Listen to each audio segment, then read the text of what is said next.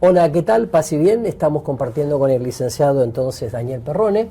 Y hoy tenemos un tema muy lindo, Daniel. ¿Cómo estás? Hola, Rubén. Bien. Este tema, pasos a tener en cuenta en la educación sexual de nuestros hijos. ¿Qué tema? Porque muchos padres es como que se han borrado, ¿no?, en el tema de la educación sexual. Y otra cosa importante, me gusta más hablar de educación en el amor, más que educación sexual. Pero bueno, vos lo sabés mejor que yo. A ver, ¿cuáles serían los pasos entonces? Y las edades y todo eso, ¿no? Yo creo que hay una cuestión interesante en esto, y es esto mismo que vos decís, esto de los padres se han borrado, ¿no? Muchas veces hablar de sexualidad con nuestros propios hijos cuesta una enormidad. Yo tengo la experiencia en mi propia vida, ¿no? Estoy acá hablando contigo y con el auditorio. Tengo dos hijos. Dos hijos. Y cuando me tocó a mí el trabajo, di muchas vueltas. Me acuerdo particularmente con mi hija, que me encontré en la situación y después de dar tantas vueltas la invito a tomar una gaseosa y me siento en la mesa y me puse a llorar. Mirá. Y le dije, mira vos, qué burla de la vida. Yo que paso horas y horas en el día educando a otros jóvenes, ¿cómo me cuesta contigo? Así que ayúdame, por favor. Y ella me ayudó a mí a hablar de sexualidad. Mirá qué bien. ¿Y qué edad tenía ella en ese momento? Ella tenía en ese momento 13 años. A mí me parece que esto es un tema, para mí fue muy iluminador esta experiencia. Cuando tuve que preparar este tema, que para otras ocasiones o para esta de ahora, me evoca esto de, hablando de los pasos ahora concretamente, del primer paso a tener en cuenta. Hay un primer paso que tenemos que dar los padres. Y es hablar con nuestros hijos sobre cuestiones de sexualidad. Lo primero que hace este hecho es cuestionar nuestra propia sexualidad. Claro. Nuestra propia educación en el amor, qué es lo que hemos recibido. Y por supuesto que eso necesita ser preparado. Yo tendría que transitar este primer paso de revisar mi sexualidad, tratar de asumirme en mi sexualidad, tratar de pegar una mirada a esta cuestión, de manera tal que me pueda preguntar cómo me siento con mi sexualidad actual, qué valores yo he ido construyendo a lo largo del tiempo y que deseo transmitirle a mis hijos. Yo creo que es una pregunta esencial esta, Rubén. Claro. Si yo no le puedo decir no me puedo poner delante de mis hijos a hablar de amor y de sexualidad sin tener en cuenta de que hay una cantidad de valores que yo tengo que reflexionarlos antes y decir, esto es lo que quiero transmitir. ¿Qué voy a decir? ¿Cuándo lo voy a decir? ¿Cómo lo voy a decir? ¿No? Claro. Y una pregunta que me parece clave, que fue la que a mí me motivó en aquel momento. ¿Qué miedos experimento frente a este hecho de asumir mi propia vida sexual? Porque yo sostengo esto en el campo de la educación para el amor. La educación para el amor es una educación de convicciones. Muchas veces los educadores nos equivocamos en esto y creemos que educar en la sexualidad supone trabajar la idea de informar a nuestros alumnos.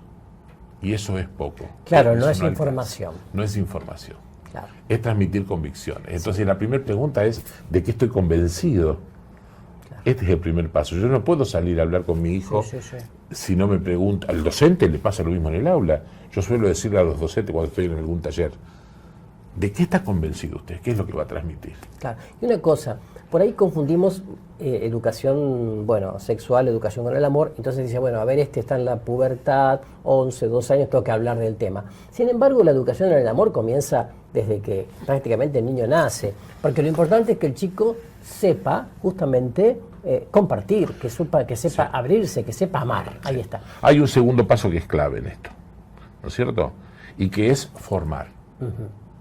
El primero es revisar las convicciones. El segundo paso es formar. Yo cuando voy a trabajar transmitiendo convicciones a mis hijos, a mis alumnos, tengo que pensar que estoy haciendo una tarea formativa. Perfecto. Tengo que preguntarme cómo, cuándo, qué valor estoy transmitiendo, marcar cuáles son los límites. Quien forma también debe poner límites. Claro, el límite del no, pero también el límite del sí. Los educadores solemos quedarnos con un concepto falso del límite. Es todo un tema, decir, todo lo que no se hace Y eso no es poner límite, eso es una parte del límite.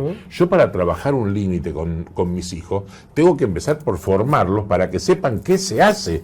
Claro. Exacto. Por dónde sí. Como decir que toda educación para el amor comienza por decir, a ver, dejarse amar y amar. Exacto. ¿No? ¿Y esto dónde ocurre? Esto ocurre en el seno materno. Desde ahí en adelante, a lo largo de toda la vida. Porque esa es la mayor convicción, ¿no? Y sobre Exacto. todo para un cristiano. Exactamente. Es decir, soy profundamente amado por el Padre de Dios Exactamente. de manera incondicional, me tengo que dejar amar más allá de las crisis o de lo que no acepto de mí, porque está el tema. Aceptarme es también poner la mirada del Padre Creador sobre mí. Exacto. Es todo un tema, ¿no? Y que resuelve muchísimos conflictos. Y a partir de allí, entonces, también volcar eso que soy original, único y irrepetible en los demás. Esta sería una buena tarea. Y de los límites es un tema, bueno, para desarrollarlo muchísimo, porque hay miedo al tema límites. Sí. Aparte en las escuelas hoy día, con, bueno, la diversidad y las opciones y los medios de comunicación que dice, bueno, pero le pasa esto, lo otro, algunos padres están desconcertados. Totalmente.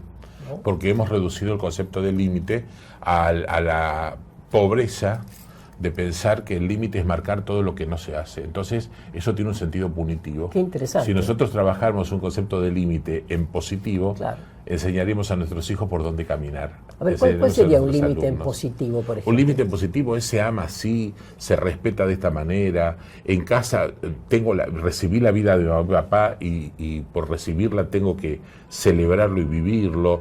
Ese es el camino. Propositivos. Exacto. ¿Y cuáles otros puntos son también para la educación? Otros dos pasos muy importantes. Sí, pasos. Una vez que yo revisé mis convicciones, me preparé para eso. Una vez que empiezo a trabajar la formación, doy el tercer paso, que es la información.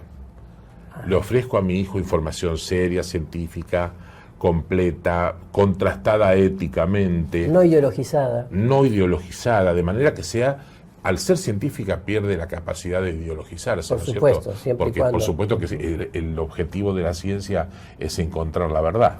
Claro. ¿No? Y culmina el cuarto paso con cosas que hay que evitar. Y esto me parece clave, Rubén. ¿Qué cosas hay que evitar para poder dialogar con un hijo? El monólogo.